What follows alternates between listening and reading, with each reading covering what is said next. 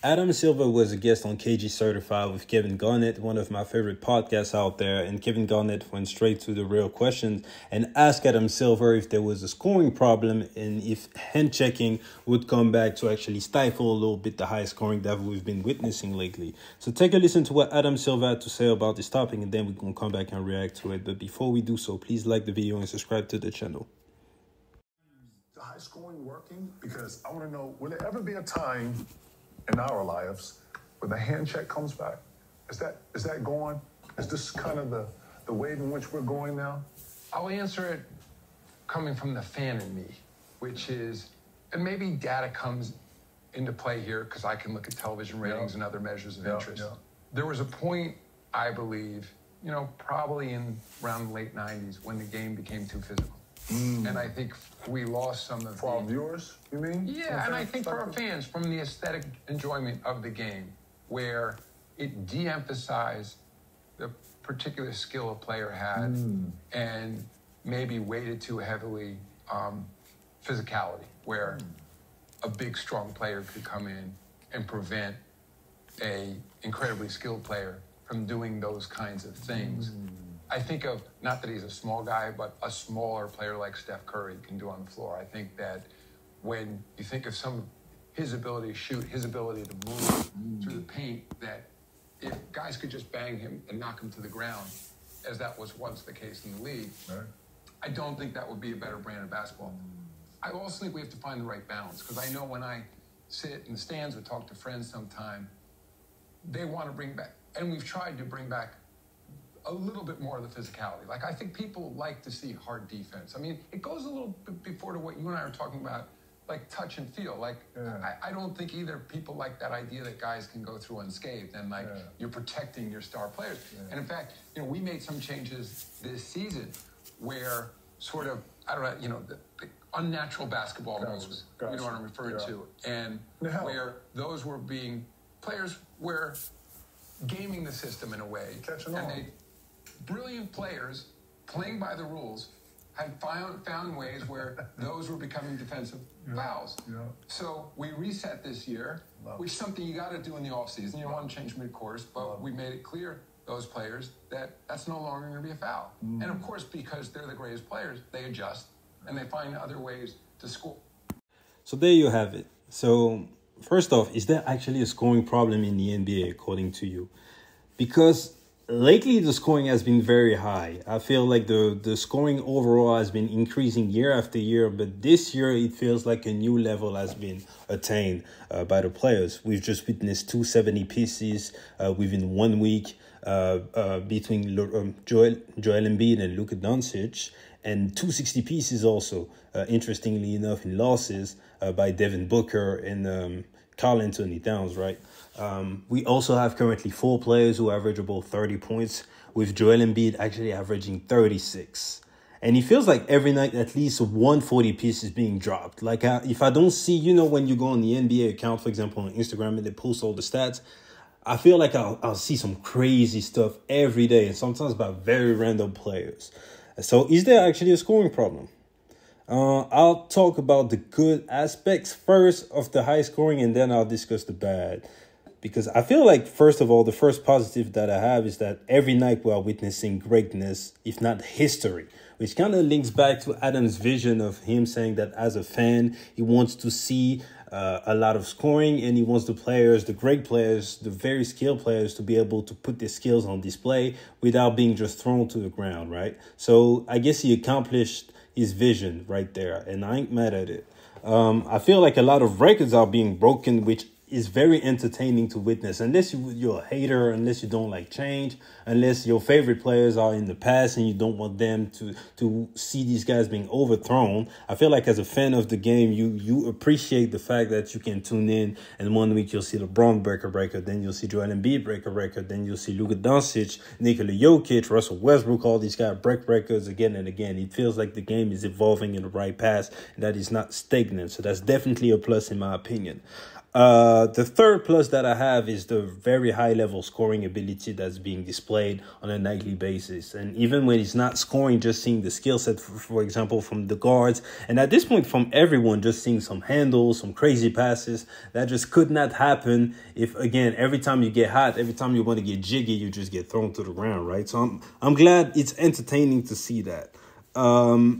Another plus that I have, I feels like it enables more players and different positions on the floor to actually shine. I feel like back in the days, since the game was very physical, if you weren't a big or if you weren't a very strong guard, the offense just could not run through you because, again, the defense just had the option to not even play you, not even let you get anything off. They would just foul you, hurt you, and pretty much take the will away from you, right? So it would reward only the elites of the guards, for example, the AIs of the world, or hell, to a lesser degree, the Kobe's and the Mike, who were big but not super big, right, to actually showcase anything. If not, it was just bigs. So the offense was kind of one-dimensional in a way. Back in the days, you would see a lot of post-ups every time. No matter the team, it would end up either in a pick and roll or a post-up. And at sometimes, it could be a little bit redundant, right? The game was slower.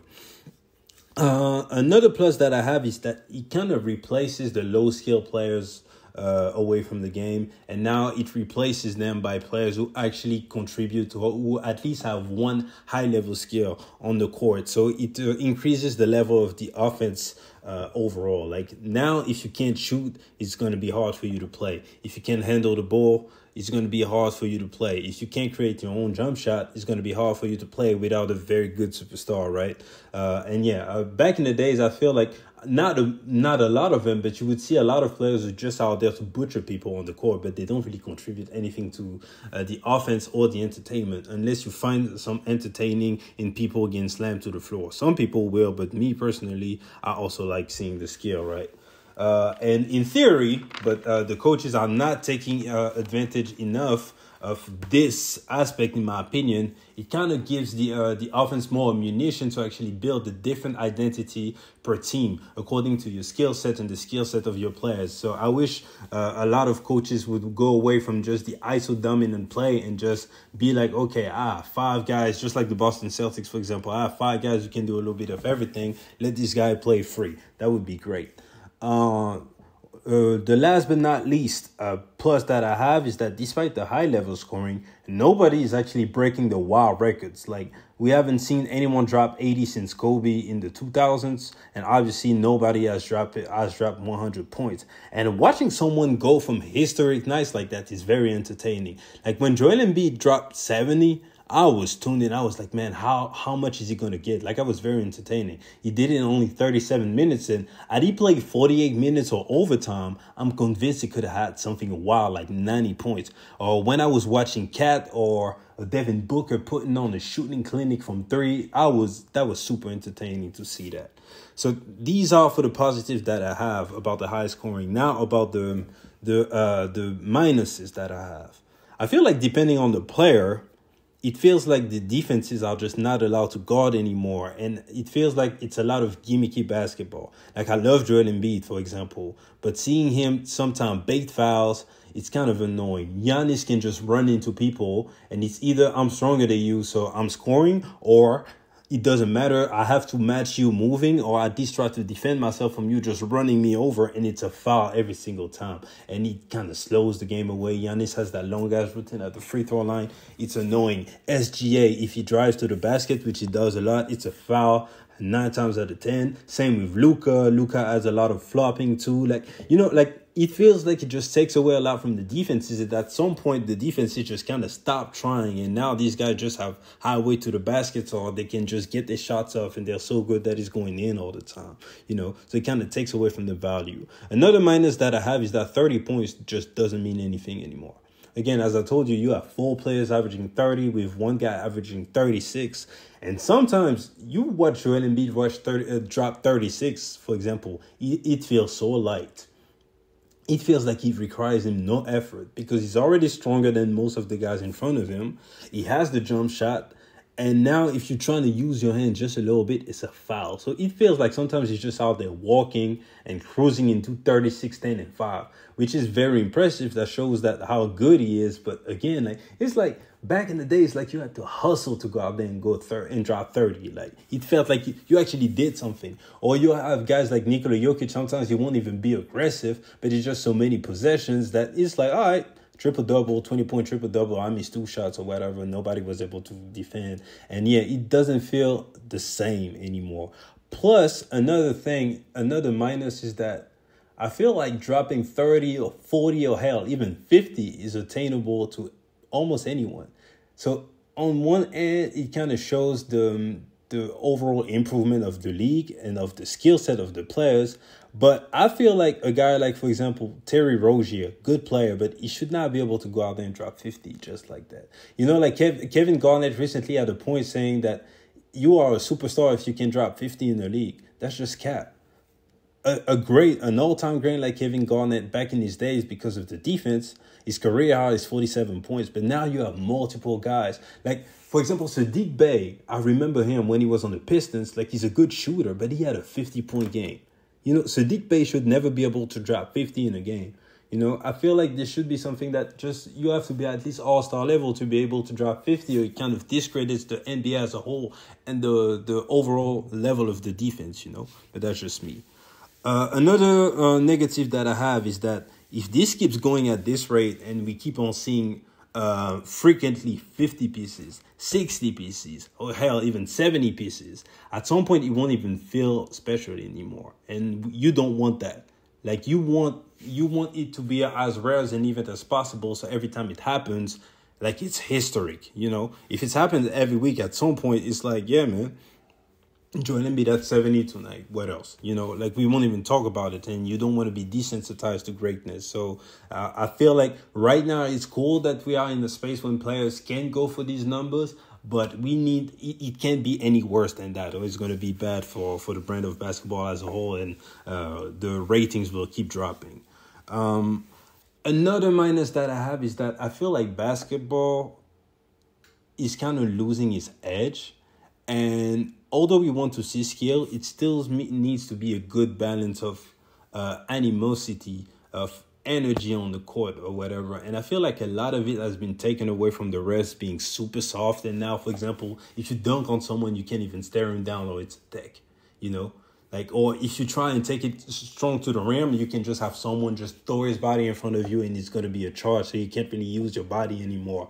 And on the defense, again, you try and put some physicality on the guard, it'll just fall to the ground, and or you'll foul flop on the 3. That's 3 free throws, and you get yanked because you fouled a 3-point shooter or whatever. Like, you know, like I feel like the defense needs to be allowed to do more. So it brings back some of the edge on the players, like the offensive players being frustrated because the defensive guy is kind of hacking him a little bit, and now he's playing stronger. We have some back and forth, all that. I feel like it's missing from the game. It was happening a lot in the 2000s and before that, right? And my last minus, and we're going to get out of here because this video is long enough already. I feel like one big component of the game of basketball is for you to be great, you need to have a mix of skill and also being a strong athlete, a top-tier athlete. And these NBA guys, don't get me wrong, they're still very good athletes. But I feel like now, you know, this whole thing about, for example, Michael Jordan, when he was playing the Pistons, and before he hit the gym, he could not get past the Pistons because he could not handle the physicality, you know. Like, I feel like this is gone now. Like, if you're just regular strong, the rest will kind of protect you. You will still be able to get your shit off. While back in the days, guys like Mike, for example, or Kobe, or even the guards like Isaiah Thomas, these guys had to be super tough to actually be able to go and win a championship. And that's not the case anymore. And that's kind of sugarcoating the game in a way. So anyways, these are my thoughts about Adam Silver and the hand checking. Overall, I don't think that we should bring back hand checking just like the 90s, but I feel like some physicality should be brought back to the game, because if not, with the improvement of the skill set, players keep on adapting to the game, bringing new moves into the game. Within 5 years, we're going to start seeing 60 pieces and 70 pieces every week, and now it's kind of it's going to desensitize us from greatness and kind of you know, water down the game of basketball, and don't nobody want to see that as fans. So anyways, these are my thoughts. If you made it this far, I appreciate you. Please like the video, please subscribe to the channel, but more importantly, get in that comment section and give me your thoughts about the defense. What should the league do? Are you happy about the high scoring level? Do you think there's a problem? Do you think most of these guys putting up these numbers is fluky? And yeah, it's been your boy. See you guys later. Peace.